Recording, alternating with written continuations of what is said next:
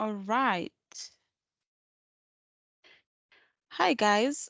Welcome back to my YouTube channel. If you're watching me for the first time, I go by the name of Gift Somangwabe, also known as Soma K, the Young Internal Auditor of the Year. And yeah, before we get into it, don't forget to like, share, subscribe, and comment. So you'll notice, guys, that a lot of the videos that I'm doing now are more of me behind the screen and me sharing some sort of information that I would like you guys to gain. So what are we talking about today? Basically your career choices, sort of having a bit of direction in terms of what you would like to pursue. This is for people who are obviously still studying. You could also still venture, I think, if you feel like you're in the wrong place. So that's what I want to talk about today. So I know that the following I have is people who are interested in internal audit, and some might not be directly linked to audit, but they still gain some information or they'd like to know how to get into internal audit, something like that. So let's start off with choosing a career path and why it's so important. So I have 5 reasons here to just explain to you why this video is important, basically. And the first one is um, career is something that takes up most of your life, actually, not even time, your life, because we spend a lot of our time at work, and it is so important to note that it should be a place that you love. So when you choose your career and you choose an area that you'd like to specialize in and be an expert in, it really needs to be something that you see yourself growing into and loving, because it can really affect your life a lot if you are not in the right place. Okay. And that's how I got to audit, because I love internal audit and I just felt like I belong here. There's traveling advantages. I have soft skills for it, a lot of things. So yeah. And then the second point is impact at home. So work causes a lot of stress, and this can lead to us being emotionally drained. And obviously, your friends, families would notice that you're not fine because there's a change in behavior. So, how does your career actually impact your work? When you think about it, if you want to be a doctor, if you want to be a nurse, a policeman, how would that affect you at home and the people around you? Because are you always tired? Are you always angry? Are you an emotional person? And maybe being in the hospital affects, the way you feel. Like, just consider that. These are just general examples, guys, but you can link it to accounting and so forth. So with audit, a lot of long hours and overtime. So how does it affect you at home? Okay. The number 3 is it provides direction and purpose. It is your why. Why you're waking up. It drives your passion every day. And for me, it is I get to make a change. I get to make a difference at a client and make their business better, which is more profitable, and the reputation as well. So such things, that's my purpose. I believe I'm a person of just change and just to inspire, something like that. And then number 4 is identification. So it is actually who you are. You ever get that question where they're like, what do you do, or what do you study? That type of thing. It gives a picture of who you are, where you can be proud and say, this is what I do. So it identifies you. It just separates you from, the rest of the group. And then the last one is it defines your life outside work, so your social life. So we all preach the work-life balance, but choosing a career really defines that. If you choose something like teaching, being a lecturer in audit or whatever, you do know that your hours are not as intense as somebody who works in corporate, right?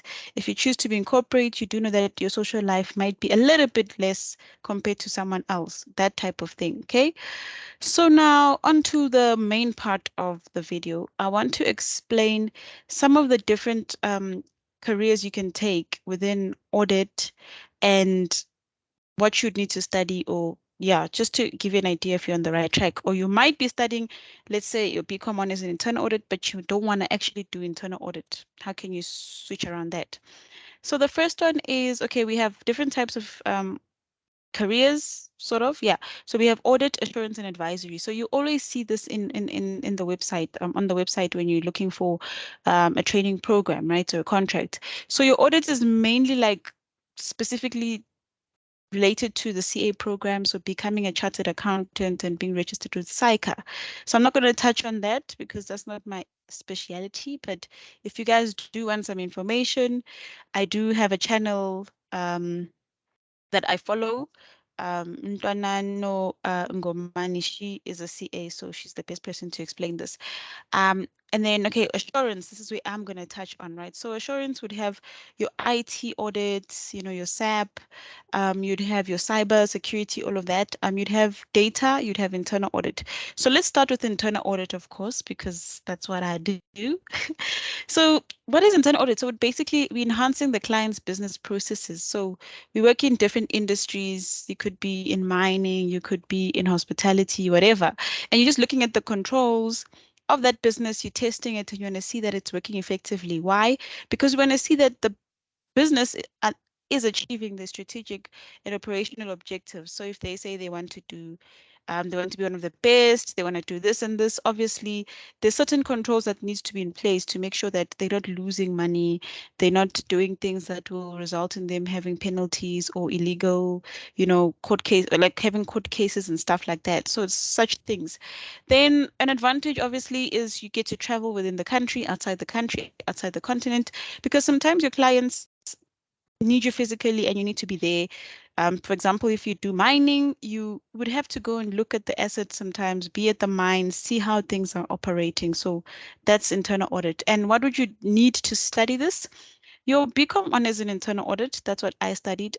Someone in engineering can also get in with degrees related to, industrial engineering, chemical, and so forth. And if you have your BCom honors in economics and risk management, also allows you to get into internal audit and also like a BCom internal audit.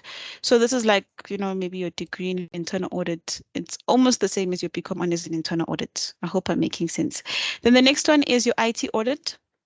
So IT audit is basically getting an understanding of technology, but it's including your finance and accounting. So there is some, finance and accounting terms or sections, but you basically learn how the IT systems work and the controls and the risk around them from the different clients that you work on. Then you use these tools that is obviously, it varies with whichever company you work for.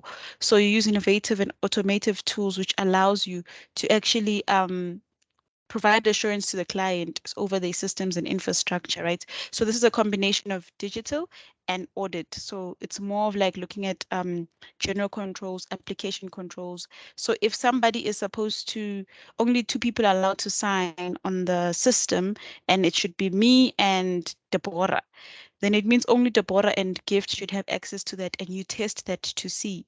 So it's those kind of things, IT audits, right? And what do you need to study, or are you in the right path? IT. So obviously IT, like your BCom, IT, Bachelor in Science, okay. Then you can also do your BCom honors in internal audit. So here you can see that you can have your internal audit, but you don't have to go into internal auditing. You can actually go into IT. So something like that. Then having computer science as well can get you into audit. And then your BCom information and knowledge systems, as well as your engineering degrees such as electrical, industrial, chemical, so forth.